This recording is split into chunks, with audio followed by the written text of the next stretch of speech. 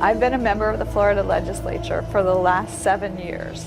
Approximately 5 years ago, there were some alimony bills that were introduced in the legislature. People who already had alimony ordered wanted a bill that allowed them to have a second or fifth bite of the apple to try to get it reduced. The women that I'm most concerned about are the women who are older, who it's too late for them to go possibly either go back to work or to change careers so that they could make up money that's going to be taken away from them. It was a little difficult after my divorce to reinvent myself with a 25-year-old resume, but I took a job as a nanny for a 2-week-old baby after my divorce, and I cared for her till she was 4 years old, and then she went to preschool.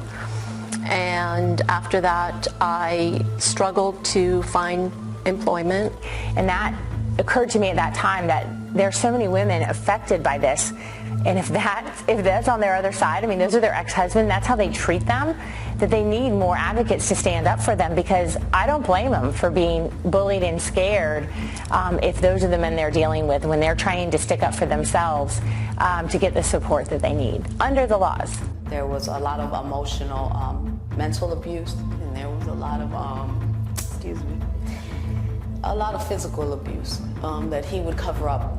He had been arrested for domestic violence because when I got out of line, that's how he dealt with me. Or if I disturbed him in watching a game or in any activity that he had going on, he would physically abuse me. The person who was ordered to pay, her former spouse who was ordered to pay her permanent alimony, has just dug his heels in. He's not paying anything at all. Most of my cases, people pay.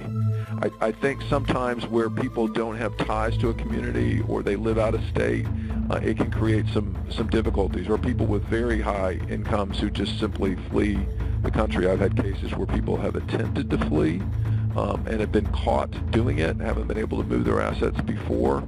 But there's a lot of threats and emotion that goes along with this on both sides, and it creates some major problems when somebody's dependent upon that alimony and isn't receiving it. The reform would directly impact us.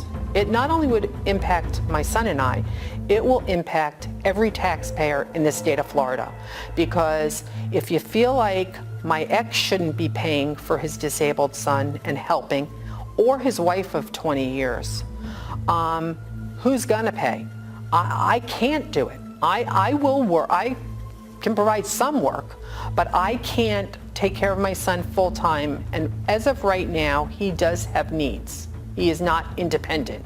My goal is that he will be independent, but he is not now.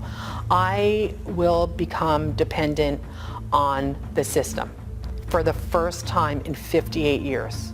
I would really like to see a task force. I'd like to see the groups come together and, really objectively, look at all this. And, I think it's, a proper empirical analysis of the situation, neutral expert study. You must get together. You have to elect officials who will represent you. You have to speak. You have to not be afraid to be heard. And this is coming back again next year. It's been every year for the last about 5 years. And they won't stop, so neither can we.